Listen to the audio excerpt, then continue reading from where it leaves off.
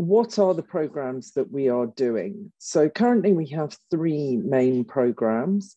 The first one is the Mobilizing Article 6 trading structures, which is funded by the Swedish government.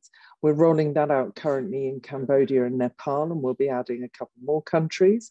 That is trading as similar to how it was under the clean development mechanism of the Kyoto Protocol.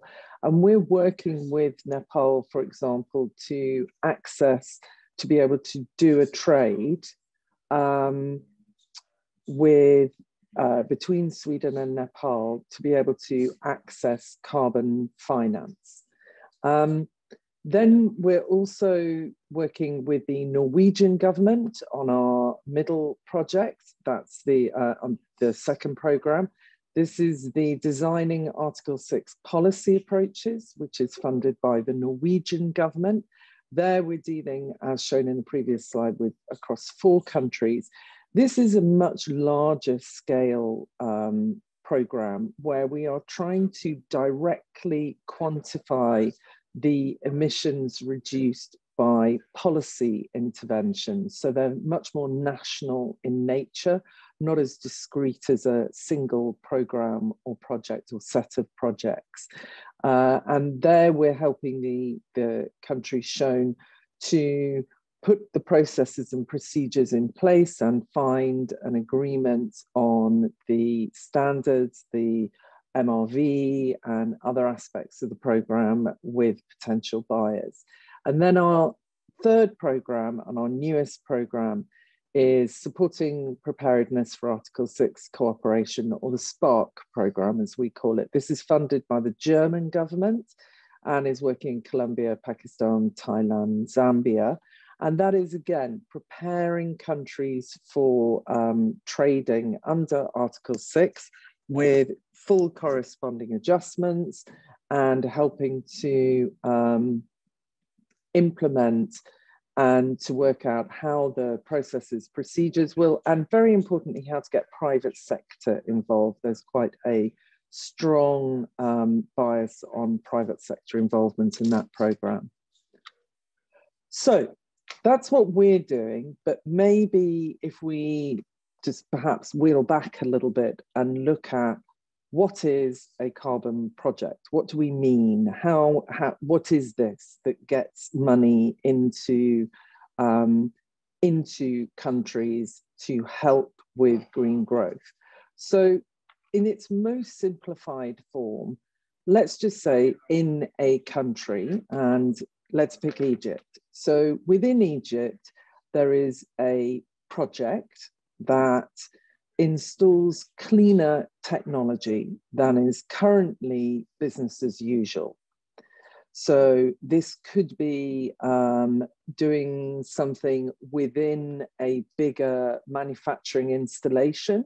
We know that the fertilizer industry is very energy intensive. It could be installing some cleaner technology there that is that reduces emissions. So the second step there is you measure the emissions reduced from an agreed baseline. The baseline being, if this activity wasn't happening, what would the emissions be? So you take a sort of base point and then you say, okay, and what are they now? Okay, there's a reduction in emissions. So there we're seeing that 40,000 tons of carbon dioxide equivalent have been reduced. You then get a third-party verifier, as you would get an auditor on your accounts to just check that all is in order, it's been calculated properly. And then you can sell those emission reductions to another country or entity, depending on which market you are entering. So below, we've just put some figures in. You don't have to worry too much there, but let's just say we were replacing a diesel generator with solar PV, and that is at a set amount of electricity. The total emissions reduced in this particular fictitious country would be 70,000 tons. So there's a simple calculation when you're moving from one technology to another. Okay, I want to move on just briefly here onto different types of markets. If we currently look, and this is taken from the World Bank State and Trends of Carbon Pricing, which is a great tome that they write every year. And if you are interested in investigating the current state of carbon markets, I would highly recommend you go and look at it. It is publicly available.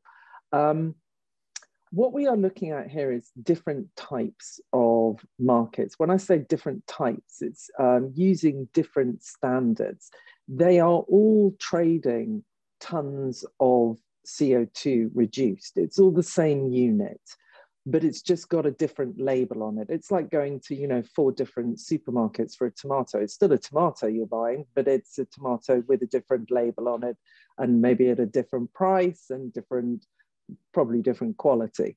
So there you're seeing here is all the different types of markets that are currently trading.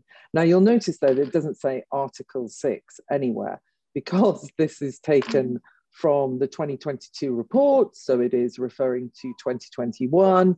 And at the moment, no trades have actually occurred. There have been no full transactions under Article 6, as the rule book was only decided in Glasgow last November. But we're very hopeful, and GGGI is working very hard to try and get some of these initial pilot transactions completed. So there are lots of different standards, and they all mean different things. So the CDM is the nearest equivalent, that sort of top bluish purple section.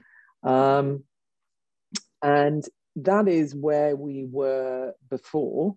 That is what we were trading under the Kyoto Protocol. And now this is what we are thinking will morph into Article 6 trading, and more than likely under Article 6.4, but all international trading is covered by Article 6.2. So you can see that the volume has greatly reduced over the years as the market has died out. And we would hope that the Article 6 market takes over. The rest are voluntary markets, which cannot be used by the buyers for their NDC compliance.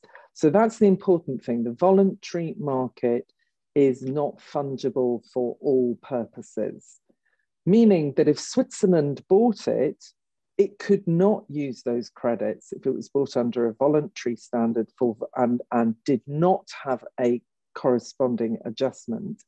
It could not be used for their NDC compliance. There has to be a corresponding adjustment. Now you can have gold standard as one of the voluntary standards there, with a corresponding adjustment, could be used by the Swiss government. So that makes it somewhat more complicated. So if it is authorized and there is a corresponding adjustment, those are the kind of buyers. And if there isn't, there are international companies or the host country themselves. Maybe it can be used nationally within Egypt.